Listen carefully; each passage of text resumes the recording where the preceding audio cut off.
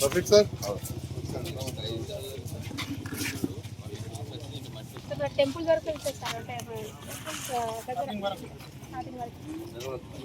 సరే చేస్తాను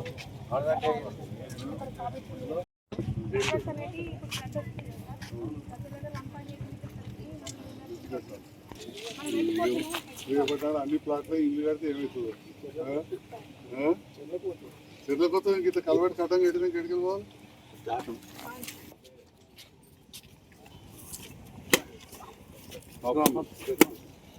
మోహన్ ఎక్కడ అందిస్తాడు బాబాయ్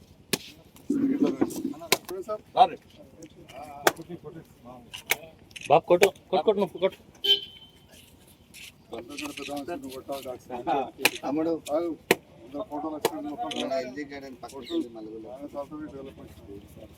ఫోటోలు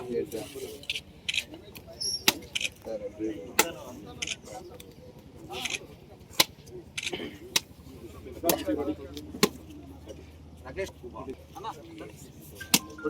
ఏదన్నా అన్నావు అనుకో నేను ఫోన్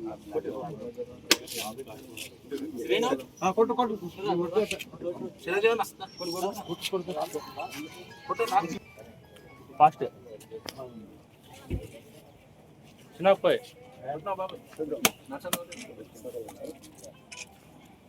అవకాశం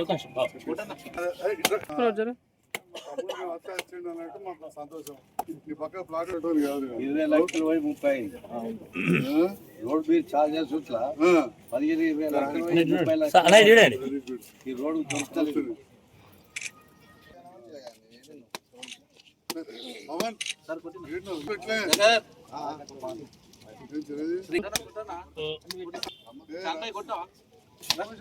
और रफीक साहब आपके हाथ से थोड़ा फूल डालो साहब చిన్న పోయి పోయి వెనక అయ్యో महिला वाले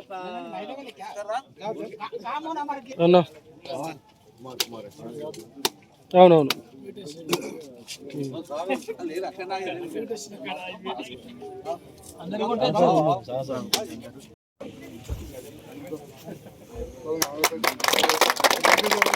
అందరూ దాన్ని ఒడ్డుకోవాలి ఇంకా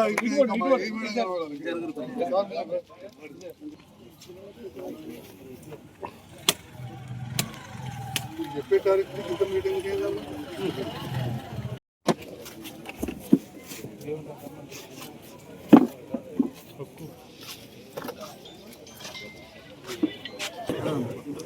ఇక్కడికి విచ్చేసినటువంటి గౌరవ పెద్దలు ఎమ్మెల్యే సార్ గారికి మరియు ఇతర గౌరవ పెద్దలందరికీ కూడా ఎక్స్ కౌన్సిలర్ అందరికీ కూడా మరి వచ్చినటువంటి మహిళలు ఇతర సభ్యులందరికీ కూడా హృదయపూర్వక నమస్కారం.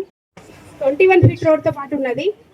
అయితే ఇక్కడ మనకు కొంతవరకు 3 కల్వర్ట్స్ మనం వేసుకోవాల్సి వస్తుంది. ఎందుకంటే ఫ్లడ్ బాగా ఎఫెక్ట్ అయ్యే ఏరియా కాబట్టి మనకు కొంచెం గ్రావెల్ ఫిల్లింగ్ చేసుకొని ఇక్కడ ప్రజెంట్ ఏదైతే రోడ్ ఉందో ఆ రోడ్కు తగ్గట్టుగా ఆ లెవెల్లో గతంలో ఈ రోడ్లో నడవాలంటే దాదాపు బుల్డోజర్ కావాలి లేదా జేసీబీ సాయంతో నడిచేవాళ్ళు వర్షాకాలం. ఎందుకంటే చాలా ఇబ్బంది పడేవాళ్ళు. ఇక్కడ ఉన్న మన దాదాపు చాకలి సోదరుల వాళ్ళ ఇల్లులు ఉంటాయి, ఇంకో బ్యాక్ వెళ్తే ముస్లిం సోదరు వాళ్ళ ఇల్లులు ఉంటాయి. చాలా ఇబ్బందిగా వాళ్ళు వెళ్ళే పరిస్థితి ఉంటుండే. వర్షాకాలం వచ్చిందంటే దాదాపు కలెక్టర్ గారికి 2 సార్లు పని పడుతుండే. అది తులసినగర్ లా ఖచ్చితంగా ఈ ప్రాంతం విజిట్ చేయడం, ఖచ్చితంగా ఏ కలెక్టర్ ఉన్నా కానీ ప్రతి కలెక్టర్ ఫోటో, వర్షాకాలం ఉన్న ప్రతి కలెక్టర్ ఫోటో ఇక్కడ మాత్రం ఈ పిక్ మాత్రం ఉంటుంది ఖచ్చితంగా. కానీ నెక్స్ట్ ఇప్పుడు వచ్చే వర్షాకాలం మాత్రం కలెక్టర్ కి పని లేకుండా అవుతుంది. అది సంజయ్ అన్న సహకారంతో. ఎందుకంటే ప్రతి కలెక్టర్ నాకు తెలిసిన వాడికి నేను టర్మ్ ఉన్నప్పటి నుంచి 4 కలెక్టర్లు కంపల్సరీ ఇక్కడ పిక్ ఉన్నది నా దగ్గర. అది ఇప్పుడు దాదాపుగా కన్వర్ట్ చేసి మంచి నాణ్యతమైన రోడ్డుతో వేయడం జరుగుతుంది. అది బందోబస్తుగా ఉంటుంది. ఖచ్చితంగా ఈ వర్షాకాలం ఇబ్బంది ఉండదని చెప్పి నేను ఈ సందర్భంగా తెలియజేస్తున్నాను. అంతేకాదు మన అన్న ఇక్కడ ఉన్న మన ఇల్లుల వాళ్ళకి కూడా విన్నపించుకుంటున్నా. మన గతంలో కరెంట్ పోల్స్ లేవు, మన కరెంట్ పోల్ వేసి లైటింగ్ పెట్టడం జరిగింది. దాని తర్వాత మనం మెటల్ రోడ్ వేయడం జరిగింది. ఫస్ట్ ప్రధానమైన రోడ్డు చక్కగా చేసుకున్న తర్వాత మన గలీలో వేసుకున్నామని మనం ఫస్ట్ ఈ రోడ్డుకు ప్రాధాన్యత ఇవ్వడం జరిగింది.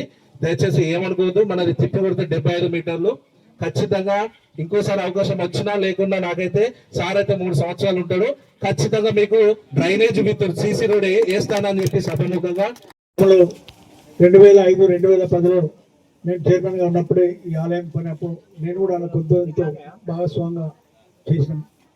కానీ అప్పుడు మున్సిపల్కి నిధులు పెట్టాలంటే అప్పుడు నిధులు లేవు. సమైక్యాంధ్ర ప్రదేశ్ ఉన్నప్పుడు మనకు చాలా అన్యాయం జరిగిందని మనం తెలంగాణ రాష్ట్రం తెచ్చుకున్నాం. తెలంగాణ రాష్ట్రం వచ్చిన తర్వాత గత 10 సంవత్సరాలు ఎమ్మెల్యే గారు బాగానే డెవలప్ చేసింది. జగిత్యాల టౌన్ డెవలప్మెంట్ బాగా జరిగింది. మళ్ళీ ఎప్పుడైతే మొన్న ఎన్నికలు వచ్చినాయో మరి అక్కడ కాంగ్రెస్ ప్రభుత్వం వచ్చింది, మరి ఎమ్మెల్యే గారు ఇంటికి వెళ్ళి వచ్చారు, ఎక్కడ కుటుంబపడుతుందో అని ఒక ప్రజలుగా అనుమానం ఉన్న పరిస్థితుల్లో వారు రేవంత్ రెడ్డి గారిని మద్దతు చేస్తారని ముందుకు పోయి ప్రభుత్వానికి మద్దతు చేస్తూ మొత్తం తెలంగాణ రాష్ట్రంలో ఏ నియోజకవర్గానికి రానని నిధులు జగిత్యాల నియోజకవర్గాన్ని తీసుకొచ్చిన ఘనత వారికి దక్కింది. ఎందుకంటే ప్రతిరోజు మీరు చూస్తారు ప్రతి గల్లీలో ఎక్కడ ఏదో ఒక రోడ్ల పనులు నడుస్తున్నాయి. ఇప్పుడు జగిత్యాల టౌన్లో పండుగ వాతావరణం ఇంకా ఏ గల్లీలో పోయినా సీసీ రోడ్ల పనులు నడుస్తున్నాయి. ఇలా ఎన్నో డెవలప్మెంట్స్ ఇల్లు కానీ ఏది కానీ రోడ్డు పని ఒక కొబ్బరికాయ కొట్టి పోవడే కాదు, మళ్ళీ పని నడుతుందా లేదని కూడా మళ్ళీ విజిట్ చేసి తనిఖీ చేస్తున్నారు. నిన్న కూడా పోయారు, ఇప్పుడు కూడా ఏదో వాళ్ళు కార్యక్రమం పెట్టుకున్నారు. కాబట్టి అంత చిత్తశుద్ధిగా పనిచేసే నాయకుడు. మరి రేపు మనం జరగబోయే ఒక 15 రోజులలో మళ్ళీ మున్సిపల్ ఎన్నికలు వస్తున్నాయి. మనం సంజయ్ అన్న చెప్పిన ప్రకారంగా కాంగ్రెస్ పార్టీ అభ్యర్థులందరినీ గెలిపించి ఇంకా 3 సంవత్సరాలు ఈ ప్రభుత్వం ఉంటుంది కాబట్టి ఇంకా నిధులు రావాలంటే అభివృద్ధి జరగాలంటే తప్పకుండా మనం కాంగ్రెస్ పార్టీ అభ్యర్థులందరికీ మద్దతు చేసి గెలిపించి గత 10 సంవత్సరాల నుంచి జగిత్యాల్లో చాలా డెవలప్మెంట్ కార్యక్రమాలు జరుగుతున్నాయి. ఏ రోజు కూడా ఏ రోడ్డు కూడా ఆగలేదు. నిధులు వచ్చినా రాకపోయినా హైదరాబాద్ లో కూర్చొని ఆ పనులు చేయించుకొని ఆ నిధులు తీసుకొని రావడంలో సంజయ్ ఎప్పుడు ముందే ఉంటారు. కాబట్టి గత 10 సంవత్సరాల నుంచి కరోనా టైంలో కూడా ఏ రోజు కూడా ఇంట్లో కూర్చోకుండా మరి డాక్టర్ గా ఏ పేషెంట్ కి ఏం ప్రాబ్లం వచ్చిందని కరోనా కిట్ వేసుకొని చూసిన రోజులు కూడా ఉన్నాయి ఆ టైంలో. సో అలాగే ప్రజల ఆరోగ్యమే కాకుండా అలాగే ప్రజల నాడీ పట్టుకొని డెవలప్మెంట్ కి ముందుకు వెళ్తున్నారు. కాబట్టి నేను గతంలో ఇక్కడికి చైర్పర్సన్ గా ఉన్నప్పుడు వచ్చినప్పుడు నిజంగానే ఇక్కడ నడుస్తుంటే ఇందులో దిగబడుతుండే కాళ్ళు, ఎందుకంటే పవన్ నన్ను తీసుకెళ్లిపోయిండు అక్కడికి. సో అప్పుడు ఎట్లుండే అంటే మరి దీంట్లో రోడ్డు వేయాలని సంజయ్ నాకు చెప్పిన తోటి మరి నిధులు తీసుకొచ్చి ఈ రోడ్డు వేయించడం తోటి ఈ రోజు ఇక్కడ ఇదంతా చూస్తుంటే ఎంతో సంతోషంగా ఉంది. ప్రజలు కూడా నిజంగా చెప్తున్నా చాలా సంతోషంగా ఉన్నారు ఈ విషయంలో. ఎందుకనంటే ఈ రోడ్డు చాలా సంవత్సరాల నుంచి వెళ్ళి కోరిక ఉంది ఈ రోడ్ కావాలని చెప్పేసి. మనం సంజయానికి చెప్పడం వితిన్ ఒక 6 నెలలు 8 నెలల లోపల రోడ్ అయిపోయింది. కాబట్టి ఇలాగే డెవలప్మెంట్ కార్యక్రమాలు చేస్తూ మా అందరినీ ముందుండి నడిపిస్తూ ఇంకా కూడా జగిత్యాలని డెవలప్ చేయాలి, అలాగే కౌన్సిలర్స్ అందరినీ కూడా దగ్గరుండి గెలిపించుకోవాలని చెప్పేసి ఆయన కూడా మాతో చెప్పడం జరిగింది. ప్రతి ఒక్కరిని ఎందుకనంటే గత 5 సంవత్సరాల నుంచి అంతకుముందు జరగని పనులు కూడా గత 5 సంవత్సరాల నుంచి జరుగుతున్నాయి. కాబట్టి ప్రతి ఒక్క ఓటర్ ఏం ఆలోచిస్తారు, ఎవరైతే పనిచేసిరో వాళ్ళ గురించి ఆలోచిస్తారు. పనిచేసిన వాళ్ళకి ఓటు వేయాలనే ఆలోచనతోటి ఓటర్లు అందరు రెడీగా ఉన్నారు, వార్డు సభ్యులు అందరు రెడీగా ఉన్నారు. కాబట్టి సో ఇప్పుడున్న ఎలక్షన్లు వచ్చే రాబోయే ఎలక్షన్లలో అందరూ కూడా కష్టపడి పనిచేసిన వాళ్ళకి ఓట్లేసి గెలిపించాలని చెప్పేసి సందర్భంగా నేను తెలియజేస్తూ మరి ఇలాగే డెవలప్మెంట్ కార్యక్రమాలు చేయాలని చేస్తూ ప్రజల్ని అలాగే సభ్యులందరినీ కూడా ముందుకు తీసుకెళ్లాలని సంజయ్ అన్న గారికి కూడా మరొకసారి విన్నవించుకుంటూ మరి అవకాశం ఇచ్చిన సంజయ్ అన్న హృదయపూర్వకంగా ధన్యవాదాలు తెలియజేస్తాను. ₹1 కోటి ఈరోజు రోడ్డు కార్యక్రమం బీట్ బజార్ ఎల్ఎల్ గార్డెన్ దగ్గర నుంచి దాదాపు రేపటి నాడు గుట్టరాజేశ్వర స్వామి దగ్గర కావచ్చు నిజామాబాద్ రోడ్డు కలిపే రోడ్డు వేయడం జరుగుతాం. చాలా ముఖ్యమైన రోడ్డు.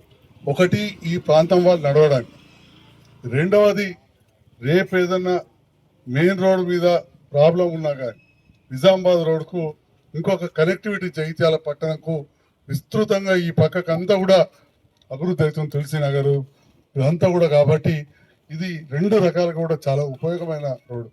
అదేవిధంగా మస్జిద్లు ఉన్నాయి, పవిత్రమైన ధన్వంతరి దేవాలయం ఉన్నది. మరి అలాంటి రోడ్డు చేస్తున్న సందర్భంలో ఒకవైపు సంతోషంగా ఉన్నది, ఇంకోవైపు ఓసారి చింతకుంట చెరువును చూస్తే బాధ కూడా అనిపిస్తున్నది.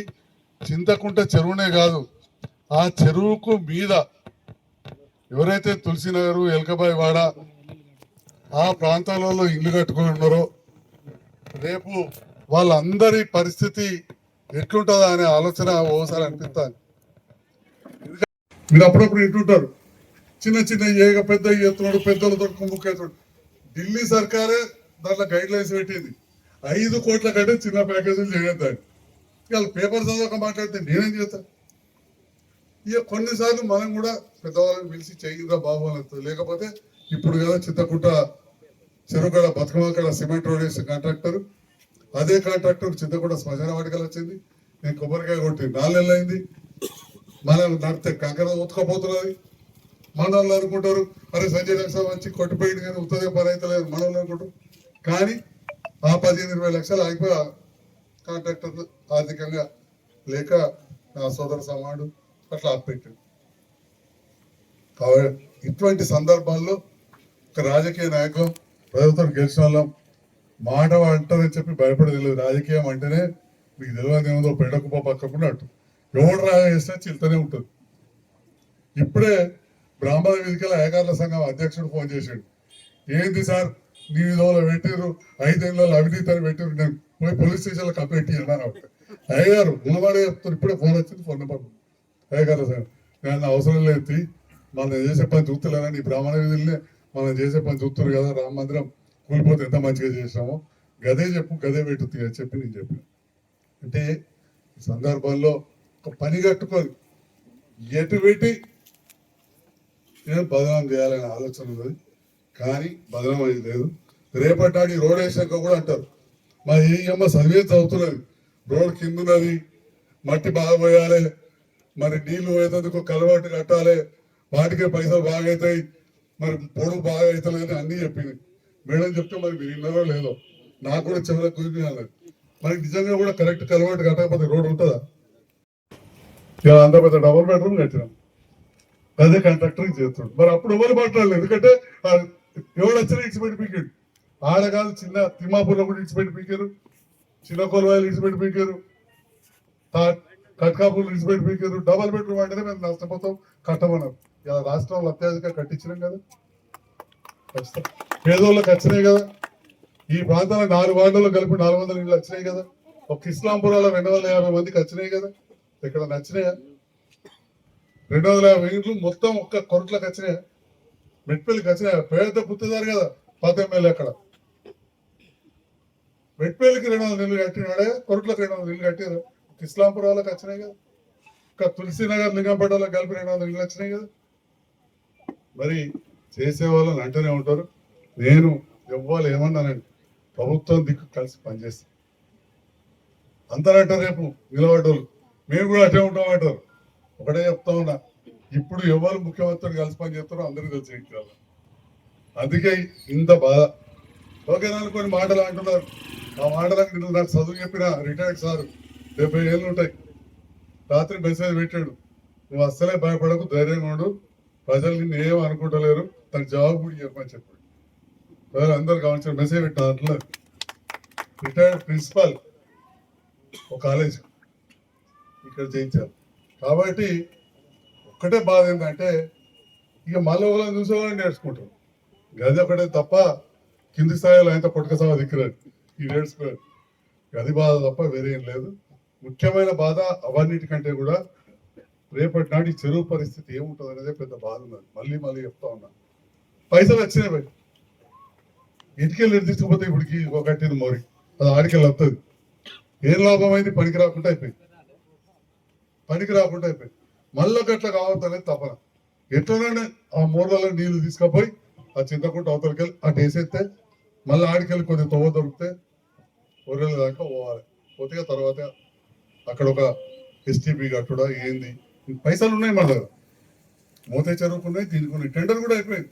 30 చెరువులు కలిసి ఒకటే పెద్ద కాంట్రాక్టర్ ఎవరో నాకు తెలియదు. మళ్ళీ ఇట్లా పెద్దోడు అనగానే సంజయ్ డాక్టర్ అనుకో దగ్గర 100 కోట్ల ఒక్కరికి ఇచ్చింది. గవర్నమెంట్ ప్యాకేజ్ చేసింది. ఇప్పుడు కేంద్రం మొన్న బ్యాంక్ నిధులు ఇచ్చింది. ఓడగొడతారు, ఓడగొడితే ఏమవుతుంది కానీ అప్పుడు ఇట్లాంటివి అవుతాయి. కాంపౌండ్ పెట్టుకోవాలని చేతులెత్తి నేను నమస్కరించి కోరుతున్నా. ప్లాట్లు పెట్టుకుంటూ మోర్ నీళ్ళు పోయేందుకు తవ్వించి ప్లాట్లు పెట్టుకోరు. ఎందుకంటే రేపటి నీ ప్లాట్ల నీళ్ళు కూడా పోవాలి కదా. ఈ చెరువుకు బఫర్ జోన్ ఉంటుంది, ఎఫ్టీఎల్ ఉంటుంది. ఎఫ్టీఎల్ బఫర్ జోన్ అంటే అర్థమవుతుంది. నేను పెట్టిన రూల్ అనగా బాబు నేను పెట్టలే, మీడియా ద్వారా అందరు వినండి, మా సోదరుల ద్వారా. ఫుల్ ట్యాంక్ లెవెల్ చెరువుకు బఫర్ జోన్ అనేది నేను పెట్టింది కాదు. చెరువు కట్టకు ఆ చెరువు విస్తీర్ణాన్ని బట్టి గింత దూరాలు కట్టుకోవాలని ఉన్నది. దగ్గర ఇయ్యరాదు పర్మిషన్లు ఇవ్వకుండా చైతన్యంగా ఏమో కట్టుకోవచ్చులే దండం పెడితే అయిపోయా అనుకుంటారు. నేనైతే దండం పెట్టినా కష్టం నా దగ్గర నడవది. ఈ డబ్బులు అయితే నాకు అవసరం లేదు. వాడు ఎవడో అన్నా అనుకోని అంటే అవసరం ఉన్నవాళ్ళు కూడా తీసుకోరు. మంచి నిజాయితీ పనులు పేదవాళ్ళు కూడా ఉంటారు. నేనేదో కొద్దిగా ఉన్నదని మాట్లాడతాను మస్తుగా భూములు అని చెప్పండి చెప్తాడు. వీటి దాకా మీ ఏ ఉండినాయే కదా భూములు అంటాడు. వాస్తవమే. కానీ ఇప్పుడు చెప్తాను మా తాత నేతులు తాగిన నా మూతులు వాసన కాలం పోయింది. ఆ కాలం అవసరం లేదు. కానీ ప్రస్తుతంలో కూడా ఎంతో మంది నిజాయితీగా మాట్లాడేటోళ్ళు ఉంటారు. ఇక్కడ యువత ఉంటుంది, పెద్ద మనుషులు ఉంటారు. చెప్తే వినాలి కొద్దిగా. మళ్ళీ చెప్తున్నాను కాదు. మా మీడియా మిత్రులు కూడా దయచేసి మీ ద్వారా ప్రజలను కోరుతున్న చెరువుకు దగ్గర ప్లాట్లు పెట్టుకునేటోళ్ళు ముఖ్యంగా చెరువు కింద నీళ్లు కావచ్చు, చెరువుల పక్కకెళ్ళి మోర్లు పోయేందుకు ఇడిసి పెడితే అభివృద్ధి కోసం నిధులు వచ్చి చింతకుంట చెరువును బంగారం లెక్క చేసే బాధ్యత నాది అని చెప్పి ఈ సందర్భంగా తెలియజేస్తాను. ఎందుకంటే నిధులు తీసుకొచ్చిన వాటి కథలు చెప్తలేను కదా. అక్కడ పైసలు రెడీ అయిపోయినాయి, టెండర్ అయినాయి.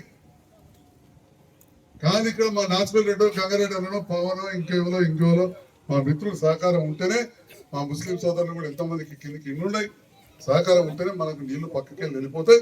तालाब भी अच्छा रहता, पीने के लिए अच्छा रहता, नहाने के लिए भी अच्छा रहता, भू नहीं आता, गली भू नहीं आता, मस्जिद है, मंदिर है, घर है, अपन उधर उधर जाने का रास्ता है ये, और अंदर से पानी भी नीचे से आते हैं ना घरों को। जो बोर में कहाँ से आते जी, यही पानी आते, गंदा है तो गंदा पानी आता है, अच्छा पानी आता है अच्छा पानी। उसमें अपन गंदा भेजाने के बाद पूरा बाथरूमों का पैखानों का भेजाने के बाद क्या कर सकते। इसीलिए आपको गुजारिश करता हूँ, అందరినీ నేను కోరుతా ఉన్నా, చెరువులను రక్షించుకుందాం, ఈ రోడ్ వేద్దాం. చాలా లోతుకున్నది. మళ్ళీ కూడా నిధులు అత్యధిక నిధులు తీసుకొచ్చే బాధ్యత నాది అని చెప్పి కూడా ఈ సందర్భంలో చెప్తున్నాం. ఇంతకుముందు కూడా ఎప్పుడు సంజయ్ డాక్టర్ సాబ్ యావర్ రోడ్ ఎట్లనే అవుతుంది కదా, కాకపోతే నేనే రాజకీయాలు ఉండాలని చెప్పిన. దేనికోసం వచ్చిన మా మాట అంటే కానీ అదొకటే కాదు. జగిత్యాల్లో తులసి నగర్ లో మోరి కూడా ముఖ్యమే, ఇస్లాంపురం మోరి కూడా ముఖ్యమే, బీటుబాద్ లో మోరి కూడా ముఖ్యమే. అవెంత ముఖ్యమో ఇదంతే ముఖ్యం. అన్నిటికంటే ముఖ్యంగా చెరువు మంచిగా ఉంటే ఊరు మంచిగా ఉంటుంది అనేది పెద్ద నానుడు.